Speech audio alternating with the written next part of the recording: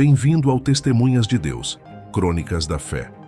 Aqui nós revisitamos as histórias da Bíblia para descobrir como homens e mulheres reais, em situações reais, se tornaram testemunhas do Deus vivo e o que isso significa para a nossa fé hoje.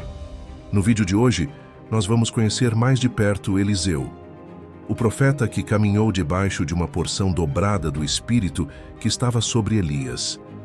Um homem usado por Deus em milagres que envolvem multiplicação, provisão sobrenatural, cura e até ressurreição.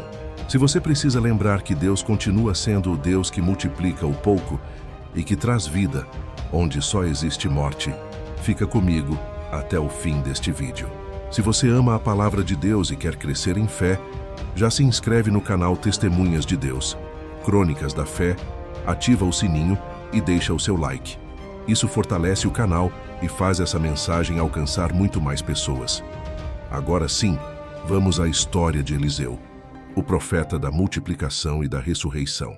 Eliseu aparece pela primeira vez quando Elias, obedecendo à ordem do Senhor, sai para ungir um substituto em seu ministério. Elias encontra Eliseu arando a terra com 12 parelhas de bois. Ele lança o seu manto sobre Eliseu, um gesto simbólico, mostrando que aquele jovem seria chamado para seguir os passos do profeta. Eliseu então abandona tudo, sacrifica os bois, usa o equipamento para fazer uma refeição e se despede de sua família. A partir dali, ele passa a servir Elias. Anos depois, chega o momento de Elias ser levado ao céu num redemoinho. Eliseu insiste em acompanhá-lo até o fim. Eles passam por lugares marcantes, Gilgal, Betel, Jericó e o Jordão.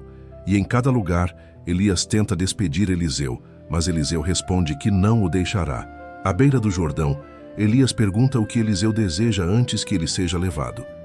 Eliseu pede algo ousado, uma porção dobrada do Espírito que estava sobre Elias. Elias responde que ele fez um pedido difícil, mas que se Eliseu o visse sendo levado, isso aconteceria. Quando um carro de fogo e cavalos de fogo separam os dois, Elias é levado ao céu e o manto cai. Eliseu o pega, volta ao Jordão e faz uma prova. Toca as águas com o manto e pergunta: onde está agora o Senhor, o Deus de Elias? As águas se abrem e ele passa. A partir daí fica claro, o Deus de Elias também é o Deus que está com Eliseu. O ministério de Eliseu é marcado por muitos sinais, mas vamos nos concentrar sobretudo naquilo que revela Deus como Deus de multiplicação e de ressurreição.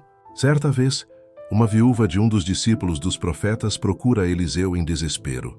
Seu marido havia morrido, deixado dívidas, e os credores queriam levar seus filhos como escravos para pagar o que deviam. Ela não vê saída. Eliseu pergunta o que ela tem em casa. Ela responde que não tem nada, a não ser uma botija de azeite. É pouco demais para qualquer solução humana, mas nunca é pouco demais para Deus. Eliseu orienta: vá a peça emprestadas vasilhas a todos os vizinhos, vasilhas vazias e não poucas. Depois manda que ela entre em casa, feche a porta e comece a derramar o azeite da botija nas vasilhas. Ela obedece. Os filhos trazem as vasilhas e ela vai enchendo uma a uma. O azeite não para. A única coisa que limita o milagre é a quantidade de recipientes disponíveis. Quando a última vasilha é enchida, o azeite cessa.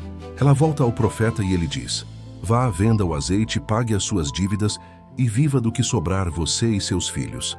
O que antes era motivo de vergonha, dívida e ameaça de perda, se transforma em provisão, liberdade e sustento. Deus multiplica o pouco de azeite de uma viúva aflita e mostra que um recurso que parece insignificante, nas mãos dele, pode se tornar abundante. Essa história nos lembra que Deus não pergunta o que nos falta, mas o que ainda temos, e a partir daí opera. Em outra ocasião, Eliseu passa por Sunem, uma cidade onde vivia uma mulher influente. Ela, percebendo que Eliseu era um homem de Deus, decide hospedar o profeta. Com o tempo, junto com o marido, ela prepara um quarto para ele, com cama, mesa, cadeira e uma lamparina, para que sempre que Eliseu passasse por lá tivesse um lugar. Eliseu, grato, pergunta o que ela quer em troca. Ela não pede nada. Diz que vive bem no meio do seu povo. É Eliseu quem então percebe, por meio do seu servo, que ela não tem filhos, e que seu marido já é idoso. Ele profetiza que no ano seguinte, por aquele tempo, ela teria um filho. Ela até reage com certa incredulidade, pedindo que o homem de Deus não a engane. Mas a palavra se cumpre. Naquele tempo, no ano seguinte, nasce o filho prometido. A generosidade daquela mulher abre espaço para um milagre que ela nem ousou pedir. Deus honra quem honra a sua presença. Anos depois, o menino cresce. Certo dia, ele vai ao campo encontrar o pai, reclama de uma dor forte na cabeça, é levado para casa, fica no colo da mãe até o meio-dia e morre. A cena é dura. Aquela mulher que nunca pediu nada, que recebeu um milagre de Deus, agora está com um milagre morto nos braços. Ela leva o menino para o quarto do profeta, deita o corpo na cama de Eliseu e fecha a porta. Em vez de se entregar ao desespero, ela decide correr até o homem de Deus. Ela monta um jumento e sai apressada ao encontro de Eliseu. Quando o servo do profeta vai ao encontro dela e pergunta se está tudo bem com ela, com o marido e com a criança, ela responde: está tudo bem, embora seu filho estivesse morto em casa. Ela não está negando a dor, mas está afirmando sua confiança em Deus. Ao encontrar Eliseu, ela se prostra, agarra os pés do profeta e entre lágrimas lembra: eu pedi um filho ao meu senhor, não te disse para não me dar falsas esperanças? Eliseu entende a gravidade. Primeiro envia o servo com o seu cajado para colocá-lo sobre o rosto da criança, mas o menino não desperta. Então, Eliseu vai pessoalmente. Ao entrar no quarto, ele fecha a porta, ora ao Senhor, deita-se sobre o menino boca com boca, olhos com olhos, mãos com mãos. O corpo do menino começa a aquecer. Eliseu se levanta, anda pelo quarto, volta, deita-se novamente sobre a criança, e então o menino espirra 7 vezes e abre os olhos. O profeta chama a mãe e diz: pegue o seu filho. Ela se prostra, se curva com o rosto em terra e depois toma o filho vivo nos braços. Deus, através de Eliseu, não apenas deu um filho a uma mulher estéril, mas ressuscitou o filho que havia morrido. Nessa história, vemos Deus como aquele que não apenas multiplica a vida, mas a restaura quando tudo parece perdido. Talvez na sua vida não seja uma morte física, mas um sonho que morreu, um chamado que você acha que se perdeu, uma área do coração que parece sem vida. A história de Eliseu nos lembra que, para Deus, não é tarde demais. O ministério de Eliseu também é marcado por outras multiplicações. Num período de fome, alguns homens trazem para o profeta pães de cevada e espigas verdes. É pouco para a quantidade de pessoas que precisa comer. Eliseu dá uma ordem que parece absurda: deem ao povo para comer. O servo questiona: como vou pôr isto diante de 100 homens? Mas o profeta insiste na palavra do Senhor, dizendo que todos comeriam e ainda sobraria. Eles repartem os pães, o povo come, e ainda resta comida. Mais uma vez, Deus mostra que, quando se obedece à sua palavra, Ele multiplica o que é colocado diante dele. Fora os milagres de multiplicação e ressurreição, Eliseu também cura as águas de uma cidade, livra profetas de morte, cura Naamã da lepra, faz o ferro de um machado flutuar, orienta reis em batalhas e tantas outras coisas. Mas por trás de todos esses sinais, o foco não é o profeta em si, e sim o Deus que se revela por meio dele. Um Deus que vê a dor da viúva, que honra a generosidade da sunamita, que se importa com a fome dos discípulos, que intervém em detalhes pequenos e em crises gigantes. O que tudo isso fala para nós hoje? Primeiro, Eliseu nos lembra que Deus é especialista em multiplicar o pouco que temos. A viúva só tinha uma botija de azeite. O rapaz, na história dos pães, só tinha pão de cevada e algumas espigas.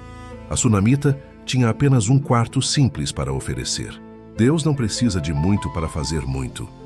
Ele só precisa que a gente coloque o que tem nas mãos dele e obedeça à sua voz. Segundo, Eliseu nos mostra que Deus continua sendo o Deus da ressurreição. O filho da sunamita representa tudo aquilo que Deus mesmo nos deu e que, de repente, parece morrer. Ela poderia ter enterrado o menino e encerrado o assunto, mas em vez disso, o levou ao quarto do profeta e correu até o homem de Deus. Em tempos de perda, a pior escolha é se afastar da presença de Deus. A melhor escolha é correr para Ele mesmo com o coração em pedaços. Na presença de Deus, aquilo que morreu pode voltar a respirar.